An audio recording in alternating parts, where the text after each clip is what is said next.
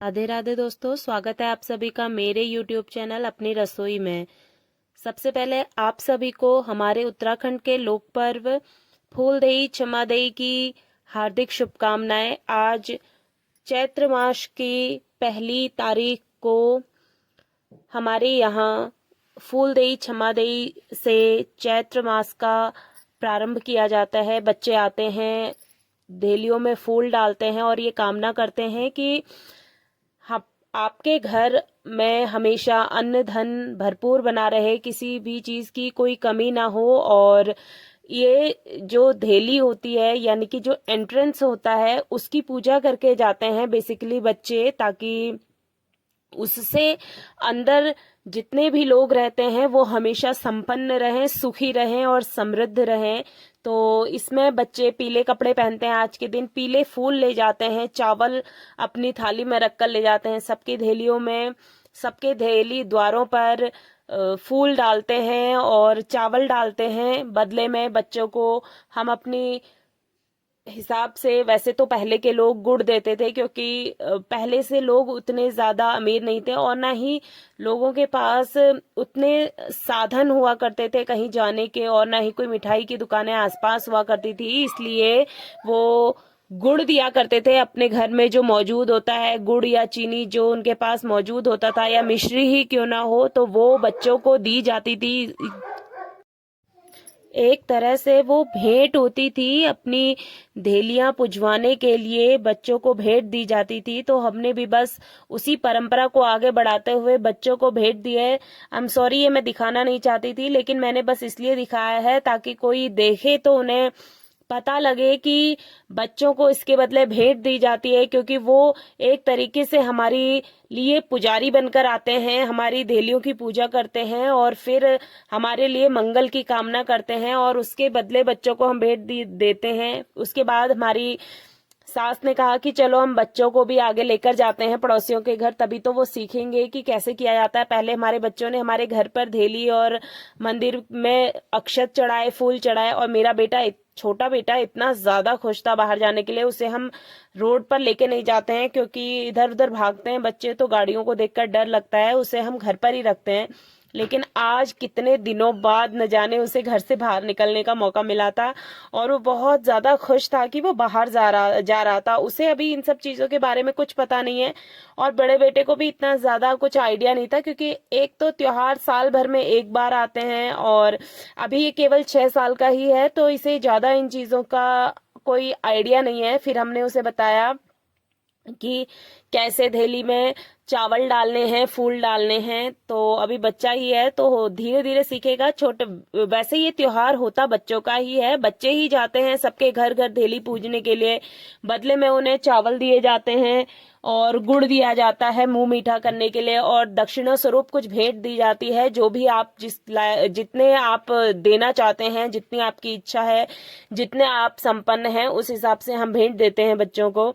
बस वही चीज सिखा रहे थे, तो उसे पता नहीं था कितना डालना है, तो मेरी सास वहां पे खड़े होकर बता रही थी उसे इस तरह से कि कैसे डालना चाहिए। इसीलिए घरों में हम चाहते हैं कि हमारे बड़े बुजुर्ग हों घर में, बताने के लिए बच्चों को त्योहारों के बारे में कि किस तरह से त्योहार मनाए जाते थे उनके जमाने में। तो एक परंपरा, रीति रिवाज, इन सबको आगे बढ़ाने में सबसे ज्यादा हाथ हमारे बड़े बुजुर्गों का होता है। आई एम सॉरी, मेरा बेटा आ गया है परेशान करने के लिए, तो उसकी आवाज आ रही होगी आपको बीच बीच में, उसको अवॉइड करना। तो इस तरह से ये देखिए कितने ऊंचे हाथ करके, जबकि इसको नीचे करके डालना चाहिए, लेकिन सब बता रहे हैं थोड़ा थोड़ा करके, सब अपनी तरफ से उसे बताने की कोशिश कर रहे हैं। ये देखिए फिर उसने ना धेली को प्रणाम भी किया। कहते हैं फूल देई छम्मा देई जतुक देला ओतु सही, तुमर दैनी द्वार भर भकार, तुमर देम बारंबार नमस्कार। तो फूल देई छम्मा देई मनाने के बाद ये रुख करते हैं अपने किचन की ओर। तो किचन में हम बना रहे हैं आज एक पहाड़ी चटनी, भांग की चटनी। इस चटनी को दो तरीके से बनाया जाता है, एक खट्टा और एक मीठा। आप जो चाहें, जिस तरह से चाहें बना सकते हैं, और बनाने का तरीका बहुत ही आसान है। मैं इसके बीज तोड़कर आपको दिखा रही हूँ। इसके अंदर ये जो इसकी गिरी होती है, इसका टेस्ट आता है, और बस इस टेस्ट के लिए हम इसमें नशा बिल्कुल भी नहीं होता है। नशा इसके जो बाहर का कवर होता है, इस ठोस कवर के बाहर का कवर उसमें होता है, तो उसको हटा दिया जाता है पहले ही। अब देखिए, भांग की चटनी बनाने के लिए सबसे पहले हम जो भांग के बीज हैं उन्हें कढ़ाई में या किसी भी ऐसी चीज में भून लेंगे जिसमें से ये छटक कर बाहर ना आए। ये एक्चुअली पॉप होते हैं थोड़े, तो पॉप होने की वजह से ये बाहर इधर उधर बहुत ज्यादा छटक जाते हैं, बिखर जाते हैं। तो आप ध्यान से इसको भूनिएगा, बस ज्यादा हाई फ्लेम पर मत भूनिएगा वरना आपके भांग एकदम से जल जाएंगे और फिर उनका टेस्ट कड़वेपन में बदल जाता है। बहुत ही ज्यादा टेस्टी इसकी चटनी बनकर तैयार होती है। तो देखिए, बस इस तरह से हिलाते हुए इसको भून लीजिए। इसको ना एक जगह पे रहने मत दीजिएगा, बस आप इसे लगातार चलाते जाइए। जिस तरह से मैं चला रही हूँ, ये देखिए किस तरह से पॉप कर रही है, उछलने लगेंगे दाने। और मैं आपको दिखाने के लिए ये दिखा रही हूँ ताकि आप अच्छी तरह से आइडिया लगा सकें कि कब आपके भांग के दाने भुनना स्टार्ट हो गए हैं। तो ये देखिए कितने अच्छे से उछल कूद कर रहे हैं। बस इसी स्टेज पर क्या होता है ना, ये छटक छटक कर दूर दूर बिखर जाते हैं। तो हम क्या करते हैं, इसमें लो फ्लेम करके इसके ऊपर ढक्कन भी लगा देते हैं। तो आप चाहें तो ढक्कन लगा लीजिए। मैंने मीडियम फ्लेम पर इसी तरह से भून लिए थे क्योंकि मैंने कढ़ाई डीप ली थी, तो ये उछलकर बाहर नहीं गिर रहे थे। इसके बाद इसे हम एक प्लेट में ट्रांसफ़र कर लेंगे। प्लेट में ट्रांसफ़र करने के बाद मैंने इसको फटक कर साफ़ कर लिया था क्योंकि इसमें थोड़ा सा कूड़ा लग रहा था मुझे, तो मैंने काफ़ी अच्छे से ये फटक कर साफ़ कर लिए थे।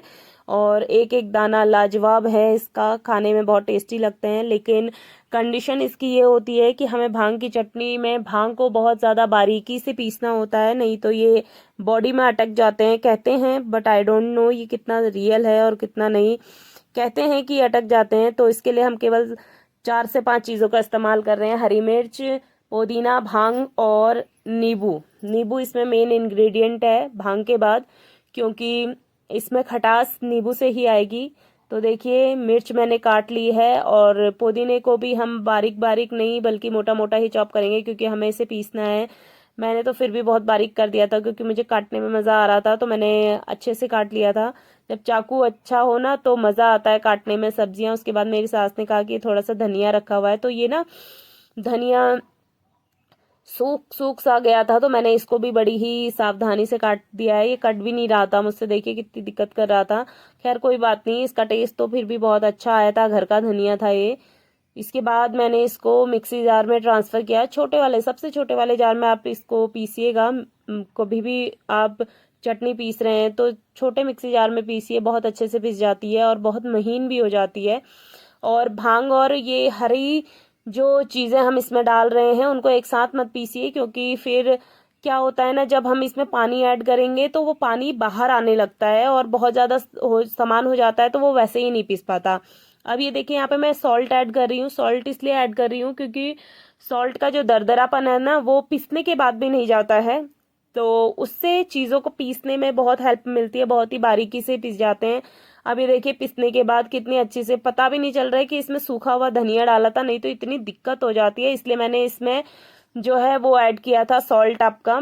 और इसके बाद इसी जार में, सेम जार में, मैंने धोया नहीं है, सेम जार में, क्योंकि फिर ना वेस्ट हो जाता है जो उसमें जार में लगा हुआ था। और फिर अगर मैं इसको बार बार धो के उसमें ऐड करूंगी तो उसमें फिर पानी ज़्यादा हो जाएगा चटनी में, इसलिए मैंने सेम जार में ही भांग को पीस लिया था। और एकदम बारीकी से पीसता है, टाइम लगा के पीसिएगा, क्योंकि फिर अगर इसके दाने जो हैं दरदरे रह जाते हैं तो वो वैसे भी ना टेस्ट में बहुत ही ज्यादा गंदे लगते हैं, दांतों में फंस जाते हैं, अजीब सा उसका टेस्ट, आपको चटनी का टेस्ट कम आएगा और फिर इसकी जो बाहर का कवर होता है मोटा दरदरा सा, उसका टेस्ट ज्यादा आता है। बस इस स्टेज पर मैंने इन चीजों को एक साथ मिला के, देखिए कितनी अच्छी तरह से मैं मिक्स कर रही हूँ और ये मिक्स हो गई है।